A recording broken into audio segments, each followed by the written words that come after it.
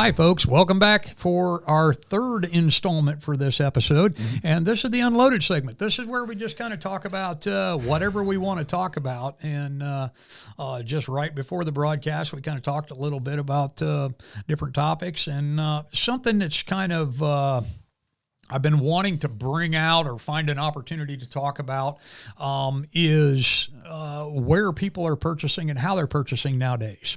And, you know, one of the things that's leading to this discussion here locally, we just had a large box store open up here in town. They've got a gun department, and, you know, we've been in business for a very long time. And, you know, I think about other gun shops.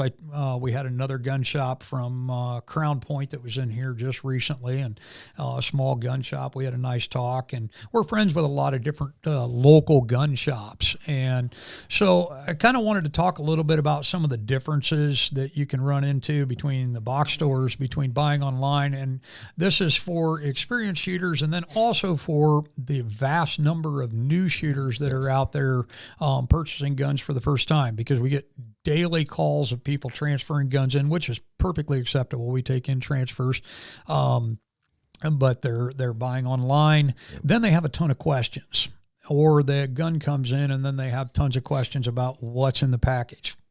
Since we didn't sell it to them, it's kind of hard to explain to them what's in the package, if it has everything that it's supposed to have or if it doesn't. And I think sometimes the convenience or the impression is that things are always cheaper at the big box stores, or that doesn't hurt anything to do business with the big box stores. What's your take on this, just a little bit before I get on a rant? Well, I think, I think all of us can be guilty at times of price shopping. Sure, okay. Absolutely. And I think there's items that you can, I know that because we've talked about this before, in just the last year, I've made a concerted effort to search out stuff locally. Mm-hmm. I don't care if it's a pair of jeans or, windshield wipers, whatever I need, before I go on Amazon and look at it, and I'll pay a few dollars more to drive down the road and get it. It's not that. Sometimes things just aren't available. Sure. But I think, the value that you get because I can speak highly, a lot of experience. I worked in a gun counter at a big box store for almost 10 years. I can promise you that the customer is not first. Right. And this was quite a while ago, but the customer was not first. And our biggest goal was to sell you a credit card. Okay. I'm just being honest here and forthright, but that was our biggest goal. Okay. If they didn't care how many guns you sold that day, or how many people you helped, or that you got them into the right firearm, they wanted you selling credit cards. And that was, got free money for them. Sure. And, so when I think back about all of our meetings and the, the rah-rah philosophy stuff, we never talked about customer service. Right. Ever. Yeah. And we never did. And we were reactionary. Okay. The first thing somebody would say, well, I'm going to call corporate. Well, then you react. Right. And then you give them the store at that point in time, Right.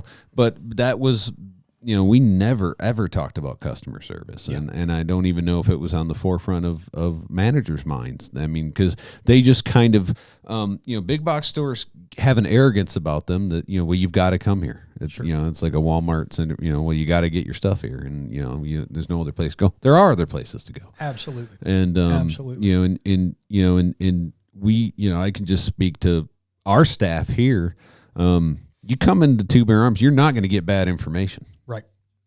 I something that I always do when I do amble into a big box store, just to, more or less check things out. And as I like to listen to the counter guys, and I am very often left shaking my head, right. Because, and not to rip on, people, but I mean, there's just a lot of guys that if they don't know, they're going to tell you something anyway. Sure. And, sure. You're not getting that point of pride. This is our home. Yep. This is where we live. These, we live with our customers, and we coexist with our customers. And, that's a big deal to us. Sure. And the one thing that I find, endearing to me, but then also troublesome is customers come in here in the store every week. Every week, at least a couple times, sometimes 10, 15, 20 times a week, people come in here for the first time and they say, wow, this is so neat. This is, man, the shop's so cool looking, and the inventory and the way things, and can I touch these guns that are right here, in the showroom? And it gives me a lot of pride that we're that old fashioned gun shop. Yep. But it also makes me a little sad because when I was young, one of my fondest memories as a child, and multiple times, was my grandfather would take me to all those old gun shops that are no longer there. The old Norms, the old Lingles, the old Sheets Brothers, the old Terry's Place, the Lake of the Woods, and I can go on and on and on. All those shops are gone, and they're gone because of competition by corporate box stores, by online purchasing. They just couldn't stay in and compete. So people love the feeling of coming in, and this is not just a commercial on Two Bear Arms. There's a lot of great family-owned gun shops. Absolutely. Yep. Just family businesses that really care about their customers, care about the product, and live and breathe it 24/7. Right. And that really, really want, at the end of the day, for the customer to go home and a day later, 10 days later, a month later, not have buyer's remorse from purchasing what they purchased. Right. And they're not going to get that experience through a box store or through an online purchase. And another weary point for me is the online purchase of things. Sure, sometimes older guns, just talking to one of my favorite customers yesterday, Bill was in here. He doesn't buy a tremendous amount of guns because he's very specific in what he's looking for, because he's of the age, he has the collection he wants. So he very rarely buys a new gun. I think maybe 1 out of 10 guns that he buys from us is a new gun. 9 of them are very specific used guns. But, when we were talking, he made the point that to go into a shop like this and to be able to see and touch and feel and know that we're actually interested in his collection and we're interested in trying to locate what he's looking for. And, he gave me a list of 2 or 3 guns that he's looking for. Yep. They're a little harder to find. They're not a needle in a haystack, but they're a needle in a pile of hay. So, but those are things that we'll be looking for as we go, we purchase estates or go to auctions or whatever the case may be. And I'm working hard for that customer, trying to find that gun for him. And you do that often. Absolutely. I'm not blowing smoke here, guys. And how many times do you get a message at 10 o'clock at night asking you about a gun? 2 or 3 times a week I get. Well, probably 5 times a week I get messages after hours. Yeah, try that with the manager or owner or whoever or associate at the big box store. It's not going to happen. Absolutely. We are accessible to the public here, and so are a lot of other family-owned gun shops. Absolutely. And and all that comes at a great expense. Yep. Absolutely. And like I said, I know that a lot of it comes down to pricing at times, but and sometimes the cheapest is the most expensive, and especially because how many times have we had a gun come in that was had a problem from one of the big online retailers that and it just and they're of no help. Right. They're like, nope. Yeah, we've had several of them come in, and customers come in. We had one recently. They online had sent the online store that they'd bought it from, shipped in the rifle. The rifle was actually the wrong caliber. Right. The guy didn't want that caliber. It was like pulling teeth to try to get that gun to go back, and we started helping him trying to get it to go back.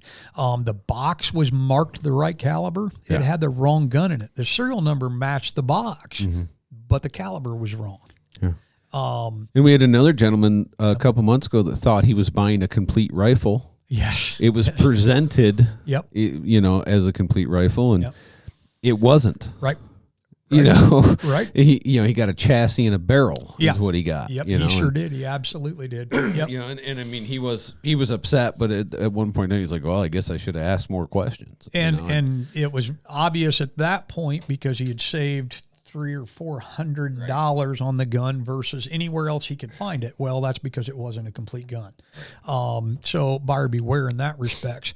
And the horror stories can go on and on and on over, especially, over the past couple of years when gun sales have been at the extreme high that it's at. Yep. But, the last point I'll make about this is the profitability of the gun business.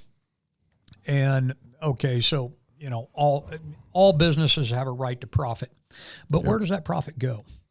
And, this was brought up to me by a gentleman in another industry, and he was talking about, again, battling against box stores for a different type of product line.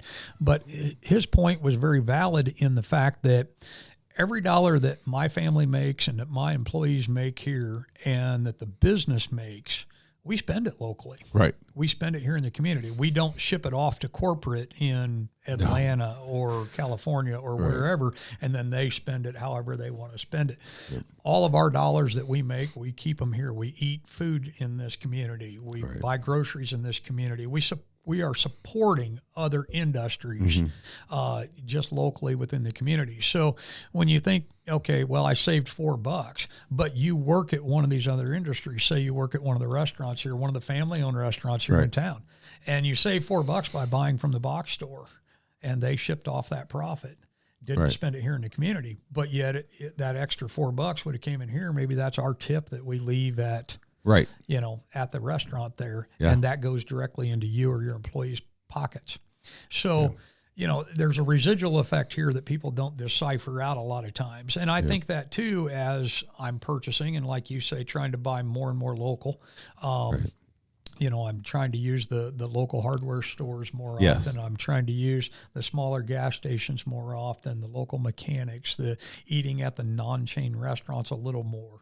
And I'm not saying boycott all of this. No. I'm saying use it with some sense of community and some pride in your local economy and your friends and family that work in those local economies. So selection-wise, there again, the new box store just opened up, very, very large box store. We had people in here yesterday saying we still got them hands down by selection. Right. And I think if you start checking your local gun shops, you're going to find that, because the one thing that the large box stores won't do, they won't order outside the normal. Right. I've got some different rifles out here that are totally out of the normal. Are they going to take a little longer to sell? Sure they are, but people aren't going to be able to see them as often. Now, do we still have all the common stuff? Sure. But this gives you the opportunity to see things you won't see when you walk into just a sea of black-colored guns or synthetic stocks in the box stores, whether hunting rifles or sporting rifles or whatever. So kind of keep all that in mind, folks, and we just kind of wanted to unload a little bit, I guess. Little play on words there. I'll just say one more, I guess, detail is, when you talk about big box stores and the loss leaders that they depend on, to get people into the store. Sure. And, what I mean by that, guys, is, let's just say a box of 9mm. If they're selling a box of 9mm right now for $14.99, they are hoping and praying that you come in and buy a pair of Wranglers. Sure. Or a bag of dog food. Or whatever, because their profit margin, they're making pennies. And I know this because I worked for a big box store. They're making pennies on that box of 9mm, hoping that you buy something else. Sure. And people have to understand about that type of marketing, the loss leader marketing.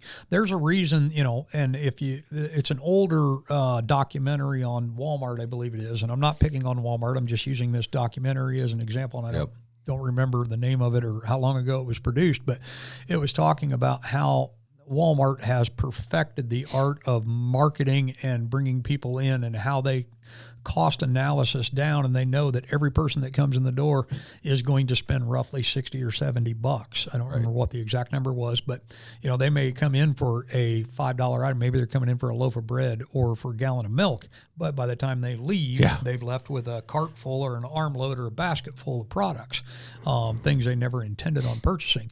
And that goes a lot with And the best example I can give you is look at Walmart. Where's the milk located? Right. One of the number one purchased items at any grocery, if you will, is located at the back of the store. Why? Because they want you to walk past everything else. Right. And then that triggers the response. Oh, yeah, I do need a box of cereal. Oh, yeah, I better grab an extra roll of toilet paper or a package of toilet paper. Oh, dish soap. Yeah, I better grab that. And so while they're advertising the milk cheap, they know that the other $65 worth of products you're buying are not so cheap. Right. There's a profitability level in there. And it even drills down to the point that, if you go in, and this is something fun for you to look at next time you go in to any grocery store, any chain, and you get in the chips aisle is a great example. And I always use this example is if you go in the chips aisle and you look at eye level, everything at eye level, and soup aisle, you do the same thing. If you look at eye level, your biggest brand names are always at eye level because they're paying for that space. Right. They're actually paying for the space. And your cheaper chips, your smaller regional companies and such, they're down there on the bottom shelf, or they're up there at the very top of the shelf. And that's because they can't afford the space that Doritos or Lay's or Ruffles can afford. Yeah. Folks, you're being marketed all the time. Pay attention to that. Pay attention to how you're being marketed. When you're talking about big corporations, make no mistake, they have dissected and done the math and done the research, and they are selling to you from the second you hit the parking lot. Yep. They are selling to you, whether it's the music that they're playing, whether it's the walking in and smelling the bakery right away. There's a reason that the bakeries are located up close because it creates a hunger response. Yeah. There's a reason that while you're checking out, there's these candy bars. And we all know what happens when you shop hungry. Absolutely. Not a good choice. Not a good choice. $400 later, you're walking out with what you needed for dinner. I always want to shop after dinner. Yeah, so. Absolutely. Yeah. Absolutely. Go out to dinner first and then go shopping. Yeah. Absolutely. Kind of a rule that you should live by. But anyway, that was kind of a good little segment there for the unloaded side of things. We do want to mention a couple of our sponsors. Our producer was starting to stand up in his chair there. I didn't forget him, Phil. W.R. Hall, our friend over at Hall Insurance. Yeah. Tell us a little bit there, Deuce. W.R. Hall, Mike Hall, is a good customer of ours, and he's been in the insurance business a long time. His family's been in the insurance business for a long time. So they've been providing insurance for folks and protection since 1920. Yeah, I've been telling people Mike's been doing it since 1920. Yeah, he's aged well. Yeah, so, he looks younger than he is. No. Yeah, they started when Prohibition was on, so think about that. So, it's, for a company to survive, 2 world wars and all of the things that we have gone through as a nation, that's impressive. It's 100 years of business. And a great local family-owned business. Yes. Okay. Yeah, you can get on your phone and you can get on your computer and you can try to find big insurance companies and such to go through. And, throughout the years, I've been with Hall and them for a very long time, Of course, you check every now and then, you look things over, and I'm so happy with the service that I get from them. And there's such a small difference. And a lot of times, Mike and them still cheaper. Right. But a couple times there's been, this brand or XYZ brand on the internet. Oh, we can do it for $20 cheaper a year or whatever. No, absolutely When not. you need it, you're going to know the difference. Yep. And there again, just recently, had a small fender bender. Wasn't a major accident or anything. Had my first fender bender in all my years. That was my fault. And Mike made it so simple. I mean, it was, makes me want to go have another crash. No, I'm kidding. But it made it very simple for me to, basically texted him the pictures, met with the adjuster. She was fantastic, local, and had it all taken care of basically in one day. Yeah. So very, very simple. So keep that in mind. And then also we want to mention WTP, our ammunition brand. We the People Munitions, made here locally, owned by us, ran by us, produced by you. Produced by me. And your team. So that's, fantastic. There again, local. Yep. So, ammo and accessories available now. There you go. Yep. Check out the website. And stop in at the store if you want to talk to us directly about it or purchase some over the counter. We're doing immediate shipping on our 38 ranch hand, and orders have been coming in all week. It's been great. That's fantastic. Appreciate all my loyal customers out there, many of which who have been with us from the beginning. Yep. So and really you got some new parts and new accessories. I've got some new parts coming on, and be adding to that. Constantly. Pretty much. Yep. I'm going to try to talk Deuce into here coming up to do some sort of accessory buy with a free White Claw or something like that. Yeah, I don't know. We'll come up with something. So I may have to throw him under the bus here one of these days. So anyway, all right, folks, we're running a little long on time. We thank everybody for listening. Like we always say, keep your powder dry. We appreciate you watching. Check us out on Spotify for your podcasting, and then of course on YouTube for all of our videos that we post there on the Two Bear Arms channel. Follow us and like us and share us. Thanks. Have a good day.